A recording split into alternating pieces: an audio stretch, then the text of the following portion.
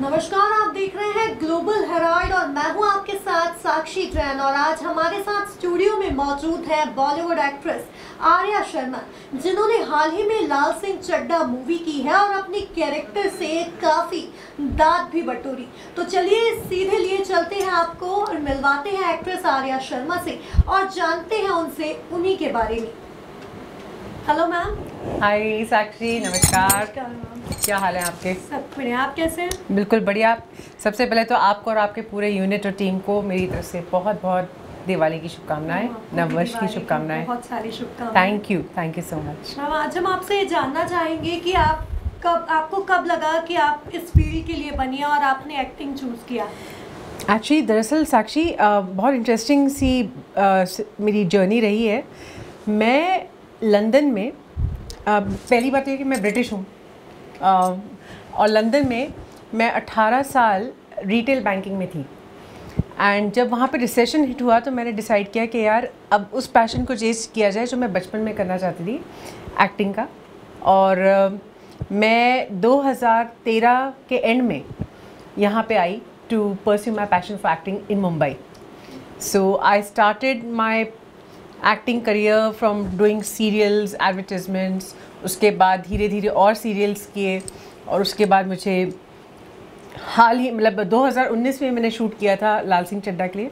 तो 2019 के स्टार्ट में मुझे मुकेश छाबड़ा जो एक्टिंग एजेंसी है, जो कास्टिंग एजेंसी है, वहाँ से मुझे कॉल आया कि हम आपको टेस्ट करना चाहते हैं एक किरदार के लिए। और मैंने उस किरदार के लिए किया और मैं भूल गई। लेकिन कुछ महीने बाद आया मुझे फ़ोन कॉल कि आपको हमने सिलेक्ट कर लिया है, आप जानना चाहेंगी कि किसके साथ कर रही हैं आप एक्टिंग। मैंने कहा हाँ बता दीजिए।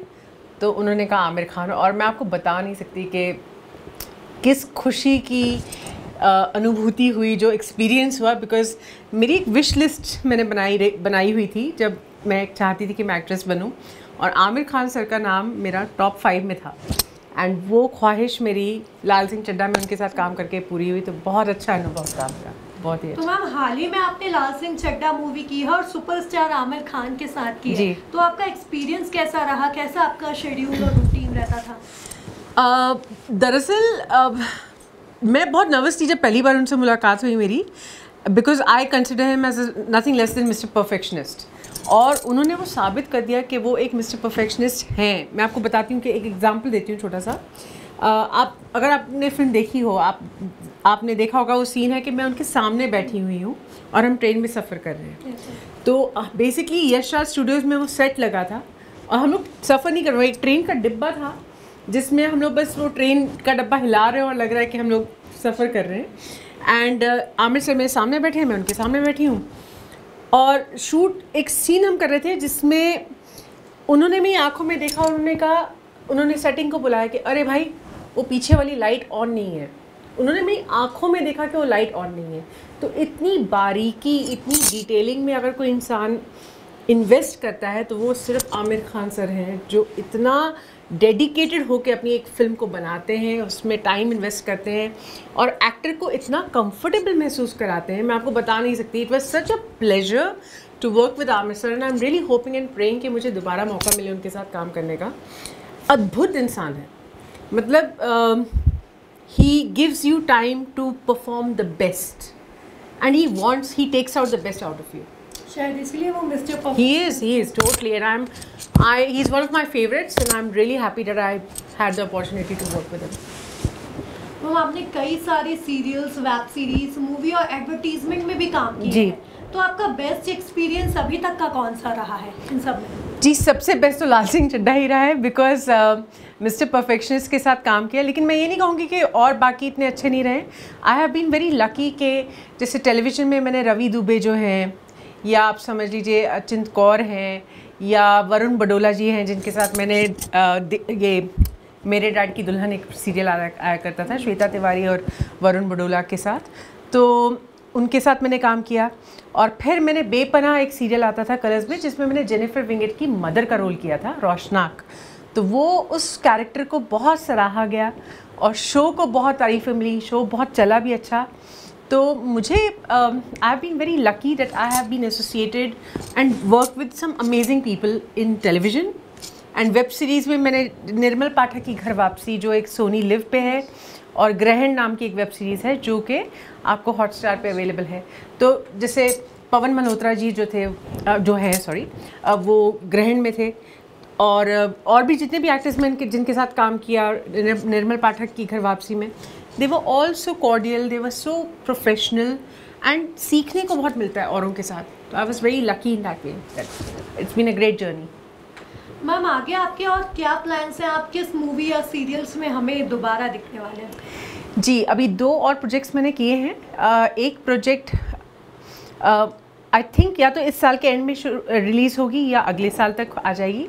ओ माई गॉड 2 जो है फिल्म, पहली वाली में परेश रावल जी थे अक्षय कुमार के साथ, इसमें अक्षय सर के साथ हैं पंकज त्रिपाठी जी और यामी गौतम।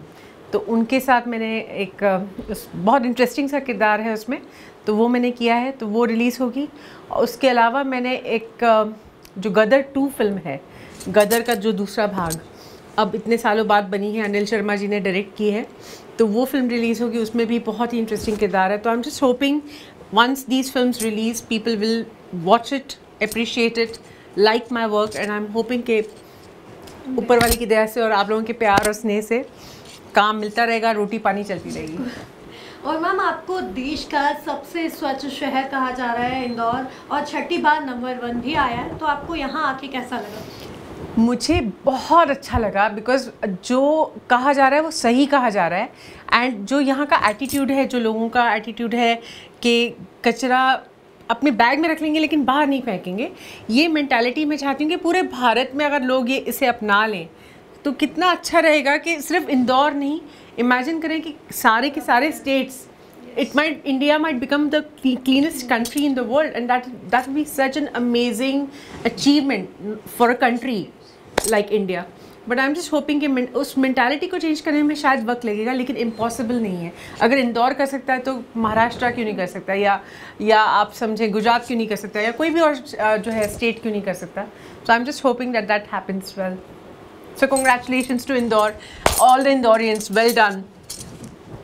तो ये थी हमारे साथ एक्ट्रेस आर्या शर्मा, और उनसे हमने काफ़ी सारी उनकी बातें जानी और आगे उनके क्या प्लान्स हैं ये भी जाने। तो इसी के साथ आप लेटेस्ट अपडेट्स के लिए बने रहिए ग्लोबल हेराल्ड के साथ। नमस्कार।